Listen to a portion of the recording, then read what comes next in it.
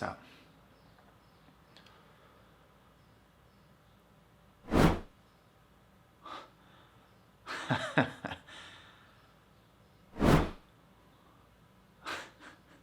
Alright, let's try this.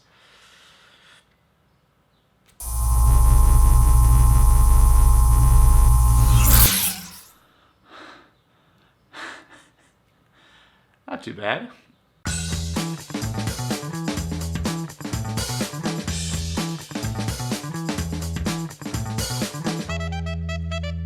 Greetings everyone, Nate here. Welcome back to the vlog. I was just joking for that little opener thing. I just got this asset pack with all these cool electronic lightning sci-fi type of things, and I wanted to try it out. I guess I was just looking for an excuse to use it. So I actually don't have those powers at all. So it is so incredibly nice outside. Finally, summer is upon us. It's like sunny and beautiful and everything's green and blooming and it's just awesome. Last night I had a dream that it snowed like 5 or 6 inches. And I remember in my dream telling someone, it's okay.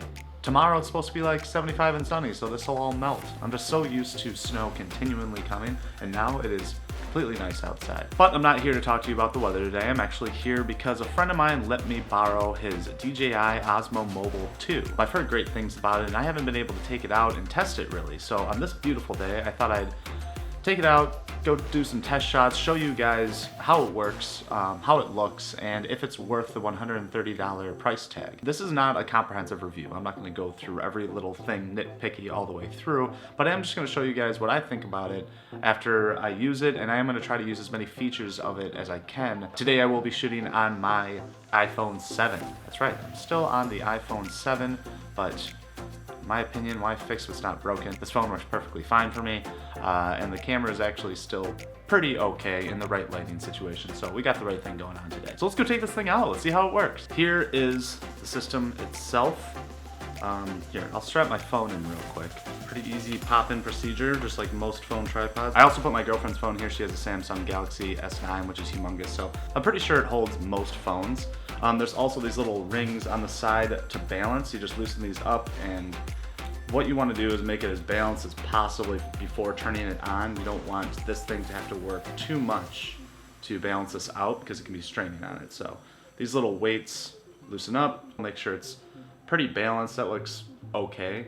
And then let's turn the thing on. Whoop. Just like that. Balances it right out. So I will do the app. This app is really easy to use, very intuitive. It connects right to it. So connect your device, boop, connects right to it. So there you go. All of this is operating through the interface that this app provides that connects to this system right here. So you're gonna record through it. There's a record button right there on your handle. There's also a zoom in, zoom out right there on the handle, which is really, really convenient. So pretty much you don't need to touch the screen while you're recording. If you're gonna try to switch up features, then yeah, you're gonna have to go to the screen. But other than that, everything controls right on your hand here, which is super nice. Straighten right out like that. Let's take this thing outside. Let's go see how it works.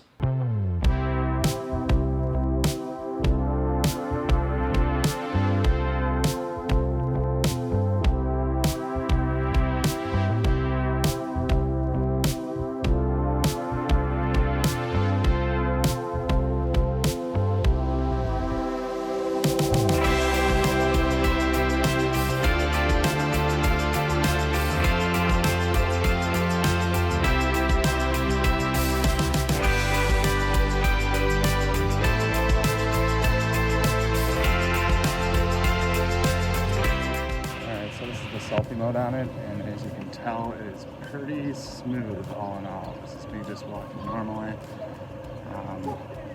Turning the corner there. Normally if I'm walking and selfieing with the phone right in the hand, it doesn't look nearly as smooth.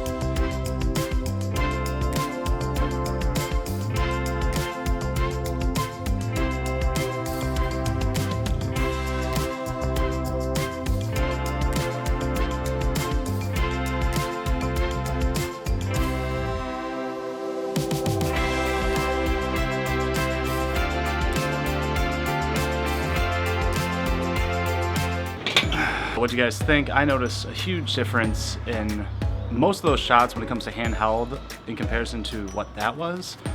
This thing is incredibly impressive to me. This is kind of a filmmaker's toolkit all in one.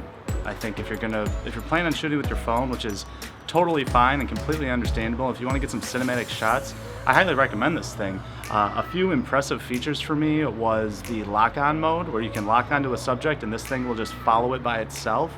That's so awesome to get some really crisp pans, keep them center frame. You can't always trust your hand, you can't always trust your eye to get those subjects exactly where you want them, and this thing makes sure that it does that for you. Another great feature is the motion time lapse. I think that's just very professional looking. I love time lapses in general, and they look okay when they're just static shots sitting there with the time lapse going on, but when you can add that motion going across the sky, if you want to get a sunset, or if you want to get maybe a fairground or something like that where a lot of activity is happening, you want to scan the entire area, this is perfect for that as well. Also a plus, 15-hour battery life. That's crazy, and it doesn't take that long to charge, so 15 hours you can get a lot of work done with this thing with 15 hours, so the battery life is also very impressive. Some downfalls, not too many. I think the Bluetooth can easily disconnect really quickly. If it is in a certain position, it can freak out at a little shake, but I think that just comes with these types of devices in general. I don't think that's avoidable just yet. Another thing that I wish was the joystick. I wish it was just a little bit more sensitive. Sometimes I want it to go a little bit slower. It sort of has maybe 1 or 2 speeds on it, but once you hit it, the thing sort of pans. And it's a smooth pan, but it's just a little bit too fast for me. The final question, is it worth the $130 price tag? Absolutely, 100%. This is a steal for a gimbal like this. It's really awesome how far we've come when it comes to technology with filming and making it so easy and accessible for filmmakers to make really great content, and this thing is just adding to the arsenal. I have to praise this thing quite a bit. I do plan on buying one for myself. This is my friends that I'm borrowing.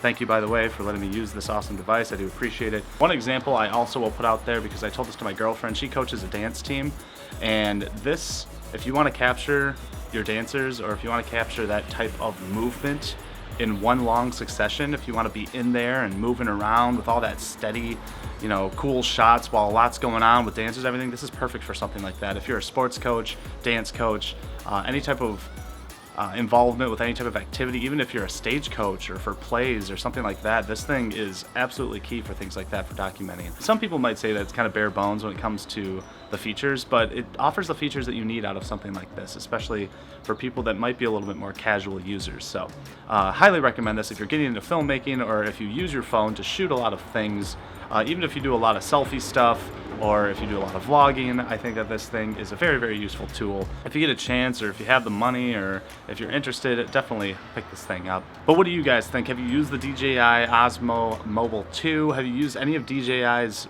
products, and what do you think about them? What do you think of the Ronin? I personally love the Ronin, but this thing is sort of its little brother. Leave all your comments down below. Let me know what you use for a gimbal, for sliders, any of those types of things, any advice you have on filmmaking. Please leave all those comments below. I always appreciate you guys watching these videos. Really do appreciate it. So thanks again, and I will see you in the near future.